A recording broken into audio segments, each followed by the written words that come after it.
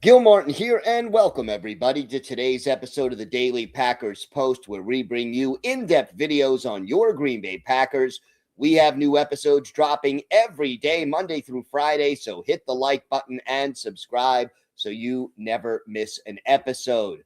Also, visit our website at thepackerspost.com for more in-depth articles on your Green Bay Packers. Today, we discuss 9 potential free agents who may have played their last game for the Packers. Now, keep in mind, the players we're going to discuss now are unrestricted free agents. We're not going to count exclusive rights free agents or restricted free agents, and we'll cover possible cap casualties very shortly in a different video. But right now, we need to figure out which one of the 9 potential unrestricted free agents is possibly coming back, what their odds are of returning to the Packers, and why. So we'll start with wide receiver Romeo Doubs, and keep in mind we're listing these players in alphabetical order. Doubs led the Packers with 55 catches, 724 yards, and tied for the team lead with 6 touchdown catches. He also has great chemistry with Jordan Love, but he's on this list for a reason. The Packers have a lot of depth at wide receiver, and Doubs will easily get more money from another team than he would for the Packers, who are up against the cap after the trade for Micah Parsons, and they already have Christian Watson, Jaden Reed, Dontavian Wicks, Matthew Golden, and Savion Williams all under contract for next year, and Watson is the only one of those guys who isn't on a rookie deal. So right now, I would say the chances of Doubs returning to Green Bay are about 25%. Next on the list, defensive end Kingsley Enagbare. Enagbare started the season as part of the edge rush rotation behind Parsons and Rashawn Gary, but once Parsons was lost for the year, Enagbare got more playing time. He was solid against the run, but against the pass, getting pressure on quarterbacks, intermittently successful, let's say. He had 2 sacks, 6 tackles for loss, and 9 quarterback hits while tying his career high with 39 total tackles. He was on the field for 42% of the team's defensive snaps, started 3 games. This is the end of his rookie contract. He could get a second chance with the team, another deal with the Packers, if he's willing to continue to be a rotational piece of the defense. If another team is willing to give him an opportunity to start and make more money, he'll probably take it. I give him a 45% chance of returning to Green Bay. Next up, tight end John Fitzpatrick. Tough end of the season for Fitzpatrick. He played in 15 games, started 4.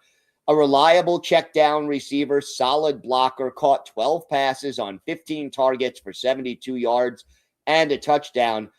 He could return in a similar role, but there's a caveat.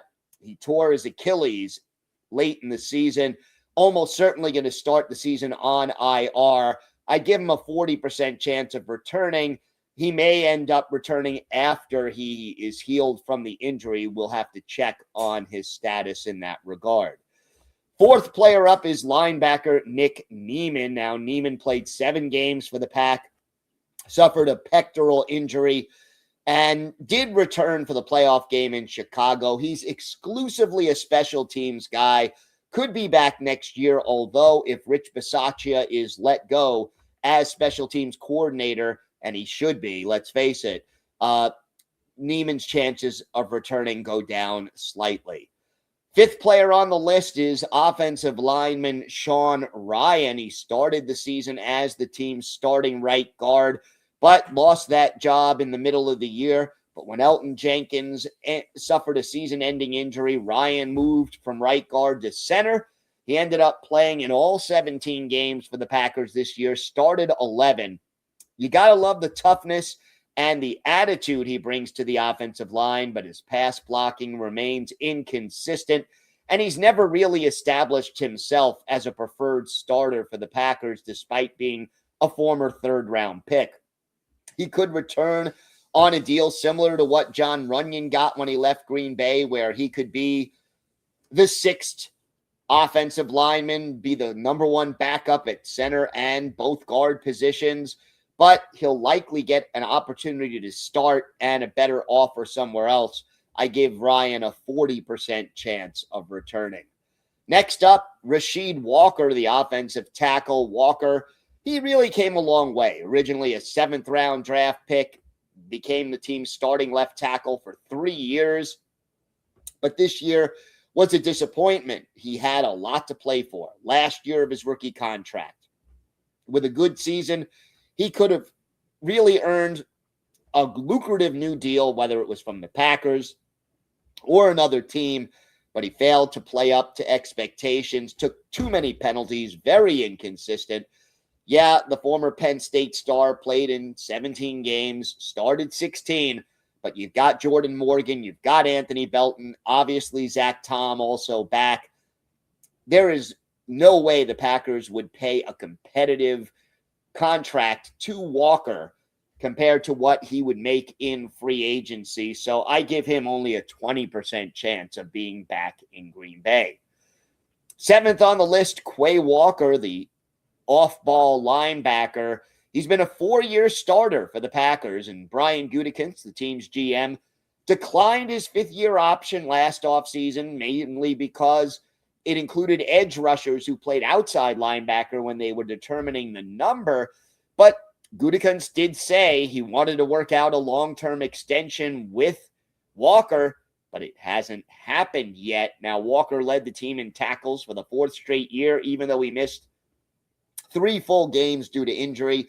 He has really good speed. He's been a leader on this defense. The key question is whether or not the Packers can afford to re-sign him under the cap, and whether or not they feel Taron Hopper is ready to replace him as the starter. I give Walker a 50% chance of returning. The 8th player on this list, linebacker Christian Welch. Welch, a special teams specialist, played 8 games for the Packers, but only 2 snaps on defense all year long. He may not be back if Bisaccia is not back, but he's a consistent role player on special teams. I give Welch a 50-50 chance of returning. And then last but certainly not least, quarterback Malik Willis, who proved himself to be one of the best backup QBs in the NFL. His rookie contract is now over. He will be an unrestricted free agent. And look, if I'm Malik Willis, I am looking for a starting job somewhere else rather than just wanting to be the backup to Jordan Love. Willis will turn 27 in May. This may be his best opportunity to find a chance to start before he becomes labeled as a career backup. Unfortunately, as much as I am a big Malik Willis fan, I only give him a 20% chance of being in a Green Bay uniform come September. Visit our website at thepackerspost.com for in-depth articles on the Packers. Here on YouTube, hit the like button and subscribe so you never miss an episode. Feel free to comment whether or not you feel the Packers should or will re-sign any of these potential unrestricted free agents. We'd love to hear from you. Have a great day, everybody. Stay safe. And of course, go Pack Go.